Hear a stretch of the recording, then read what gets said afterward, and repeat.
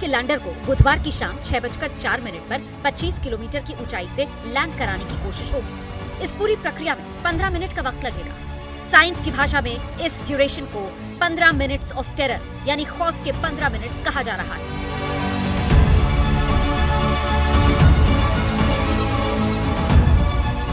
इन 15 minute में lander खुद से ही काम करता है। इस दौरान इसरो से कोई भी कमांड नहीं दिया जा सकता। ऐसे में ये समय काफी महत्वपूर्ण होने वाला है।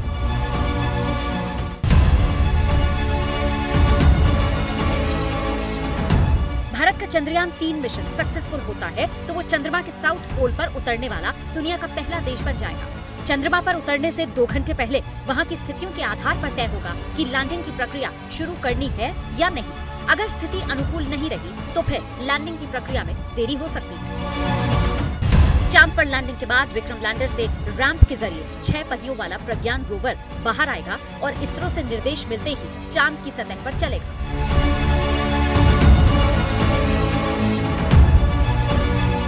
इस दौरान इसके पहिए चांद की मिट्टी पर भारत के राष्ट्रीय चिन्ह अशोक स्तंभ और इसरो के लोगों की छाप छोड़ेंगे। Because last time we could not achieve, because we till this phase we did very well last time also, but the landing portion only we could not achieve properly.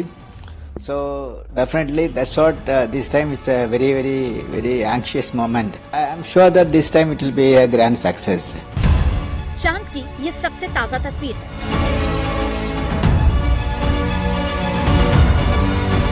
ये तस्वीर इसरो ने साझा की।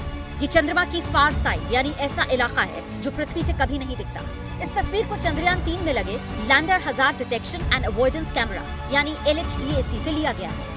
ये वो कैमरा है जो चंद्रमा की सतह पर लैंडर को सेफ लैंडिंग एरिया लोकेट करने में मदद करेगा। माना जाता है चंद्रमा पर बड़े बड़े पत्थर और विशाल गड्ढे हैं, लेकिन इस कैमरे की मदद से उस इलाके को खोजने में आसानी होगी जहाँ बड़े पत्थर और गड्ढे ना हो। ये तस्वीरें 19 अगस्त को चंद्रयान ने भेजी। 10, 9, 8, 7, 6, 5, 4, 3, 2, 1, 0। 14 जुलाई 2023 को दोपहर 2:35 पर आंध्र प्रदेश की श्रीहरिकोटा से चंद्रयान 3 मिशन लॉन्च हुआ। चंद्रमा हमारी पृथ्वी से 3,83,400 किलोमीटर दूर है। यहाँ तक पहुँचने के क्रम में 14 जुलाई से 31 जुलाई तक चंद्रयान पृथ्वी की अंडाकार कक्षा में रहा। फिर धीरे धीरे स्पेसक्राफ्ट ने अपना दायरा बढ़ाया और फिर 5 अगस्त को स्पेसक्राफ्ट चांद की कक्षा में पहुँच गया। 17 अगस्त को प्रोपल्शन मॉड्यूल से लैंडर अलग हुआ। चंद्रयान 3 स्पेसक्राफ्ट में 3 हिस्से हैं। पहला प्रोपल्शन मॉड्यूल, दूसरा विक्रम लैंडर, तीसरा प्रज्ञान रोवर। प्रोपल्शन मॉड्यूल लैंडर और रोवर को लेकर चंद्रमा की कक्षा तक गया और फिर वहां अलग हो गया। अब विक्रम लैंडर 2 मीटर प्रति सेकंड की रफ्तार के साथ ऑनबोर्ड सॉफ्टवेयर की मदद से चंद्रमा पर लैंड करेगा। इसके बाद 26 किलो का प्रज्ञान रोवर लैंडर से बाहर निकलेगा। चांद की सतह पर प्रज्ञान रोवर सोलर पैनल की मदद से पावर जनरेट करेगा। प्रज्ञान सिर्फ लैंडर विक्रम से कम्युनिकेट कर पाएगा, यानी प्रज्ञान जो भी जानकारी जुटाएगा वो विक्रम तक पहुंचाएगा। फिर लैंडर विक्रम उस जानकारी को आगे भेजेगा। प्रज्ञान चांद की मिट्टी, केमिकल, मिनरल का अध्ययन करेगा। चांद की सतह पर इनकी जिंदगी 14 दिन की है। यहाँ कई ऐसे हिस्से हैं जहाँ सूरज की रोशनी कभी नहीं पहुँचती और तापमान -200 डिग्री सेल्सियस से नीचे तक चला जाता है। ऐसे में अनुमान है कि यहाँ बर्फ के रूप में अभी भी पानी मौजूद हो सकता है। सब कुछ ठीक रहा तो चंद्रयान 3 चंद्रमा के दक्षिणी ध्रुव के पास सॉफ्ट लैंडिंग करने वाला दुनिया का पहला स्पेसक्राफ्ट बन जाएगा। चंद्रमा पर उतरने वाले पिछले सभी स्पेसक्राफ्ट भूमध्य रेखीय क्षेत्र में चंद्र भूमध्य रेखा के उत्तर या दक्षिण में कुछ डिग्री अक्षांश पर उतरे हैं। असल में धरती की तरह चंद्रमा पर रोज सूर्योदय या सूर्यास्त नहीं होता। चंद्रमा पर 14 दिन तक रात, 14 दिन तक दिन का उजाला रहता है। जब यहाँ रात होती है तो तापमान -100 डिग्री सेल्सियस से भी नीचे चला जाता है। दिन में सूर्य की रोशनी से चंद्रयान के लैंडर और रोवर अपने सोलर पैनल्स के जरिए पावर जनरेट करेंगे, इसीलिए 14 दिन वो पावर जनरेट कर लेंगे। लेकिन रात होने पर पावर जनरेशन प्रोसेस रुक जाएगा और ठंड की वजह से मशीन पर असर पड़ेगा। आपको जानकर ये हैरानी होगी कि साइंस की इतनी तरक्की के बाद धरती के बाहर चांद इकलौता ऐसा खगोलीय पिंड है जहां इंसान पहुंचा है। 24 इंसानों ने चांद की सैर की, इनमें से 12 लोग इसकी सतह पर चले हैं। चांद से अब तक 382 किलो मिट्टी और पत्थर धरती पर परीक्षण के लिए लाए जा चुके हैं। अब तक 100 से ज्यादा अंतरिक्ष यान चांद पर भेजे जा चुके हैं। अमेरिका और रूस दोनों के चंद्रमा पर सफलतापूर्वक उतरने से पहले कई स्पेसक्राफ्ट क्रैश हुए।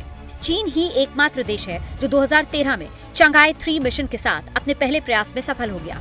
अगर सॉफ्ट लैंडिंग में हमें सफलता मिलती है तो अमेरिका, रूस और चीन के बाद भारत ऐसा करने वाला चौथा देश बन जाएगा।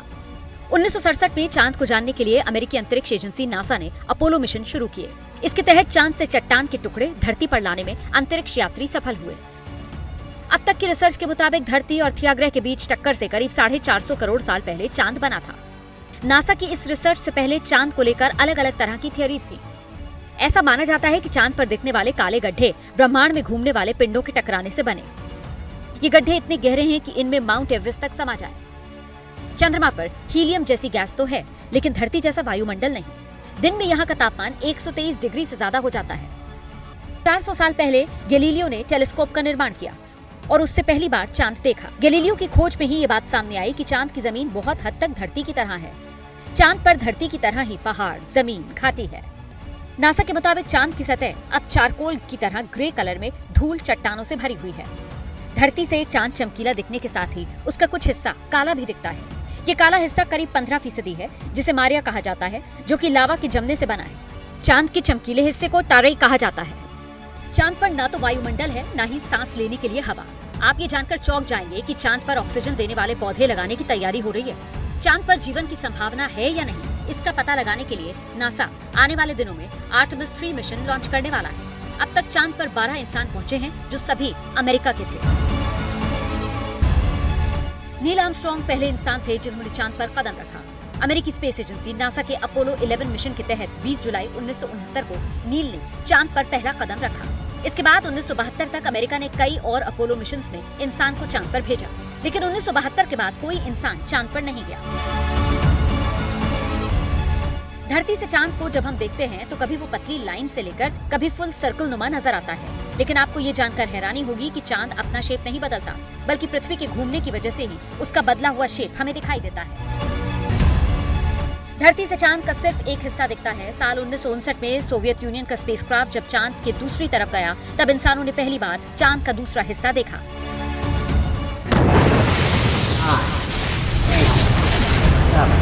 दुनिया के ताकतवर और विकसित देश चांद पर बेस बनाने में जुटे हैं और अब साइंस की तरक्की के बाद मानो इसकी होड़ सी लग गई है। माना जाता है इस होड़ की वजह चांद का अर्थ साइंस है।